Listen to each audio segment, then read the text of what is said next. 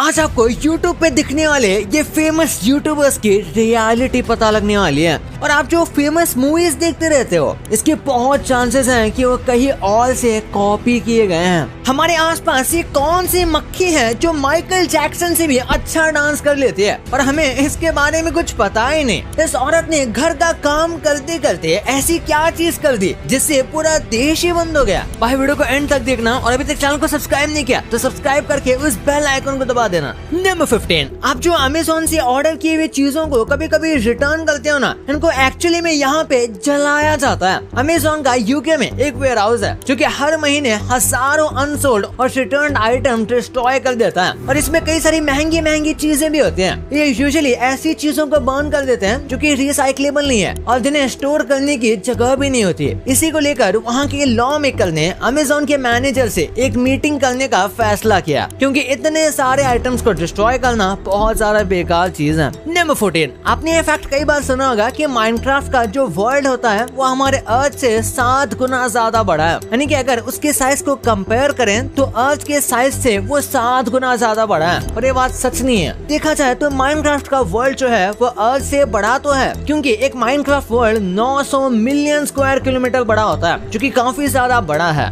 पर ये अर्थ का 7 गुना ज्यादा बड़ा नहीं है। हाँ, ये अर्थ से बड़ा तो है पर बस 2-3 टाइम्स ही। नंबर 13, आपने देखा होगा कि रोड पर कई बार डस्टबिन रखे जाते हैं जो कि थोड़ा बहुत अनहाइजीनिक भी लगता है और कई लोग अच्छे से डस्टबिन को यूज नहीं करते, जिस वजह से कचरा बाहर गिर जाता है। इसलिए इस तरीके के डस्टबिन का सिस्टम जापान में स्टार्ट हुआ है, जहाँ पर डस्टबिन जमीन के अंदर लगा होता है और आपको पैर से उसे खोलना है और अपने कचरे को उसमें डालना होता है। इसका यूज करना काफी आसान है और ये बिल्कुल नॉर्मल डस्टबिन की तरह ही काम करता है। भाई मेरे हिसाब से इंडिया में इसकी बहुत जरूरत है, पर वो बात अलग है कि इंडिया में इसे मैनेज करना आसान बात नहीं होगी। नंबर 12, इस वीडियो में आप लिटरली इंडिया के 2 साइड्स को देख सकते हो। इस वीडियो को देखो, इसमें आप सब समझ जाओगे कि एक तरफ एकदम बस्ती और स्लम्स है और इसके जस्ट साइड में एकदम लग्जरी से रहने वाले लोग। तो इससे ही पता चल जाता है कि भारत में पैसे कितने ज्यादा कॉन्सेंट्रेटेड है। यानी कि जो अमीर है वो और अमीर होते जा रहे हैं और जो गरीब है वो और गरीब होते जा रहे हैं। नंबर 11, ये काफी फनी स्टोरी है। 2011 में एक 75 साल की औरत कुछ काम कर रही थी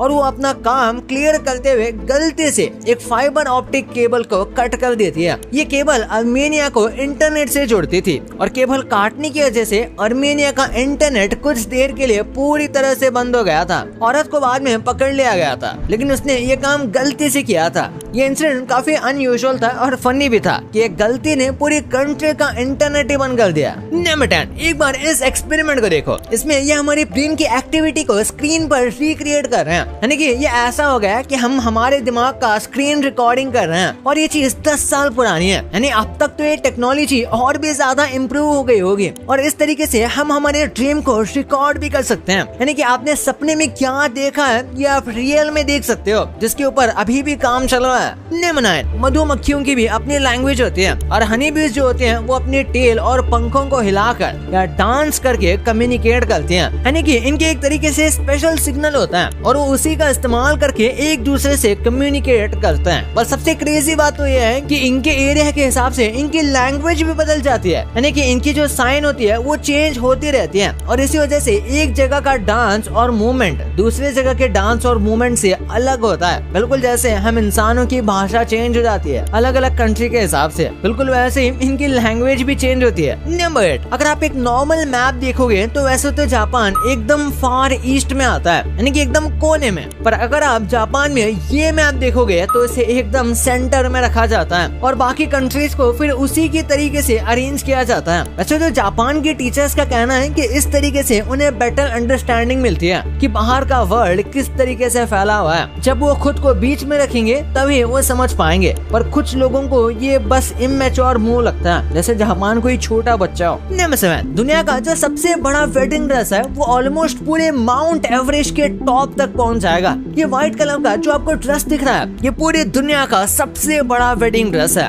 ऊपर से देखने से ये बस एक गाउन लगता है, पर ये जो आजू बाजू आपको पूरा व्हाइट कलर का कपड़ा दिख रहा है ना, ये इसी ड्रेस का पार्ट है। ये टोटल कुछ 8000 मीटर से ज्यादा का है। इस हिसाब से देखें तो माउंट एवरेस्ट की हाइट कुछ 8,800 मीटर है, यानी कि एड्रेस ऑलमोस्ट माउंट एवरेस्ट जितना ही ऊंचा है। एकदम क्रेजी यार। नंबर 6, आपने कई बार एक्सरे विजन का नाम सुना होगा, पर भाई ये कितना कमाल का होता है अब आपको इसके बारे में पता चलेगा। इन एक्सरे फोटोज के देखो, मेक्सिको से बहुत लोग यूएसए जाने के लिए एक्सट्रीम तरीके अपनाते हैं। इन एक्सरे फोटोज में आप देख सकते हो लोग ट्रक्स और सूटकेसेस के अंदर छुपे होते हैं। कुछ लोग ट्रक के अंदर फेक दीवार के पीछे छुपते हैं, कुछ नीचे बैठ जाते हैं और कुछ तो सूटकेस में भी घुस जाते हैं। ये सब इसलिए क्योंकि मेक्सिको काफी डेंजरस है और लोग अपनी लाइफ यूएसए में बैटल करना चाहते हैं। नंबर 5, एयरपोर्ट पर अगर बर्ड आएंगे तो ये काफी डेंजरस सिचुएशन हो सकती है और एक्सीडेंट भी हो सकता है, और कुछ नहीं तो बर्ड फालतू में इंजर्ड भी हो सकते हैं। और इसलिए बर्ड्स को एयरपोर्ट से दूर रखने के लिए कुछ इस तरीके का सिस्टम का इस्तेमाल किया जाता है। वैसे तो उनके पास वैरायटी ऑफ अलग अलग सिस्टम है, जैसे कि नेटिंग करना, बर्ड स्पाइक्स और बहुत कुछ। यहाँ तक कि एयर कैनन और इस तरीके के गैस का भी इस्तेमाल किया जाता है। एयर कैनन से एक खास तरीके की सोनिक वेव निकलती है जो कि बर्ड्स को उनसे दूर रखती है, और इसी वजह से ये जो गैस होती है वो भी उनके लिए डिस्ट्रैक्शन होता है और इसकी स्मेल भी उन्हें दूर रखती है। नंबर 4, क्रिसमस के टाइम जापान में ज्यादातर लोग केएफसी ही खाना खाते हैं। जापान में टर्की मिलना इतना आसान नहीं था और तभी केएफसी ने मौके पर चौका मार के एक बहुत कमाल का मार्केटिंग प्लान निकाला, जिसमें उन्होंने खुद को क्रिसमस से जोड़ दिया, जैसे कि वो खुद कल्चर का पार्ट हो गए। और ओवर द टाइम ये लोगों के दिमाग में बैठ गया कि अब क्रिसमस के दिन केएफसी खाना ऐसा हो गया है जैसे कि ईद पर बिरयानी खाना, और इसीलिए क्रिसमस के आने से काफी पहले ही लोग केएफसी में अपना ऑर्डर देकर रखते हैं और कई बार तो घंटों तक लाइन में लगते हैं ऑर्डर लेने के लिए, यानी कि महीनों पहले से ही प्री ऑर्डर करना पड़ता है। वाह भाई। नंबर 3, इस पेड़ को बस टच करने पे ऐसा लगेगा जैसे कि किसी ने आपके ऊपर एसिड डाल दिया हो। दुनिया के अगर सबसे पॉइजनस प्लांट की बात करें तो उसका नाम है गिम्पी गिम्पी, और इसके नाम पर मत जाना क्योंकि भले ही ये काफी सिंपल सा लग रहा हो और इसे एक बार टच करने के बाद बहुत दर्द होने लगता है। फिर चाहे जानवर हो या इंसान हो, जो भी इसे छू लेता है वो इसके दर्द से बेहतर खुदकुशी करने का समझता है। नंबर 2, बॉलीवुड की कई सारी बहुत फेमस फिल्में हैं जो कि कॉपीड है या फिर किसी और से इंस्पायर्ड है, जो एकदम अनबिलीवेबल लगता है, जैसे कि कोई मिल गया। यहाँ तक कि स्त्री 2 भी। हाँ, रिसेंट में रिलीज हुई स्त्री 2 तो आपने देखी होगी। वैसे तो इसकी स्टोरी काफी ओरिजिनल है, बट इसके कई सारे ऐसे सीन हैं जिसे देखने के बाद लोगों ने कहा कि भाई ये तो स्ट्रेंजर थिंग्स से चुराया गया है। और यार ठीक है, हॉलीवुड की बहुत सारा फेमस सीरीज में कुछ सीन्स में से इंस्पिरेशन ली जा सकती है, पर एक बार इस पोस्टर को देखो।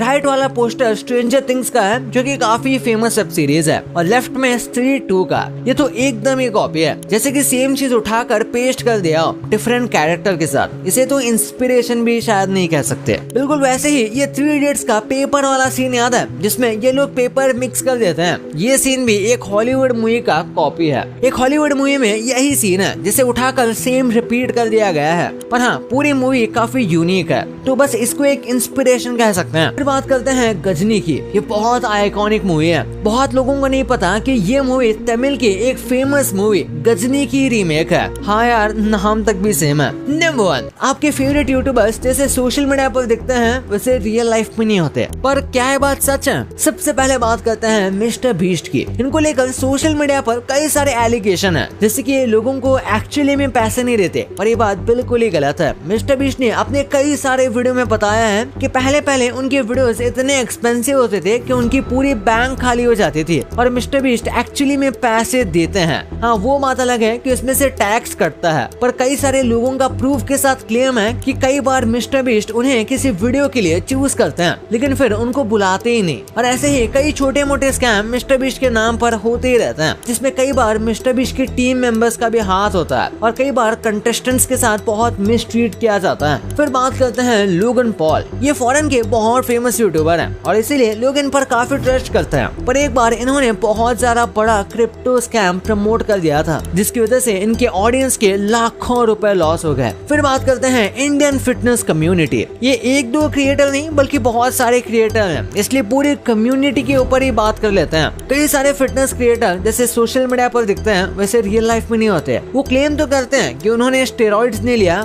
पर ये कई केसेस में ये बात गलत ही होती है। यहाँ तक कि वो फर्जी डिग्री दिखाकर फिटनेस एडवाइस भी देते हैं। चलो एक्सरसाइज वाले एडवाइस सच भी दे दें, पर वो जो डाइट की एडवाइस देते हैं वो आपको कभी भी किसी नॉर्मल फिटनेस इन्फ्लुएंसर की बात सुनकर नहीं लेनी चाहिए, क्योंकि वो एक्चुअली सर्टिफाइड नहीं होते ऐसी नॉलेज देने के लिए। कई क्रिएटर्स तो ऐसी फेक डिग्रीज भी दिखा देते हैं। भाई ये तो आपको पता चल गया, पर ये फेमस स्टार्स आज जिंदा होते तो आज ये कहाँ पे होते? और ये जो फेमस यूट्यूबर्स को आप पहले देखते थे, आज इन्हें इतने कम लोग क्यों देख रहे हैं? और ये कौन सी वेबसाइट है जिसमें आप रात को लिटरली सूरज को ऑर्डर कर सकते हो? ये कैसी वेबसाइट है और कौन सी वेबसाइट है, इस वीडियो में सब पता चलने वाला है। तो इस वीडियो को अभी जाके देखो यार, बहुत मजेदार है। और अभी तक चैनल को सब्सक्राइब नहीं किया तो चैनल को सब्सक्राइब करके इस बगल वाले बेल आइकन को दबाना मत भूलना। तो मिलते हैं अगले वीडियो में, तब तक के लिए बाय।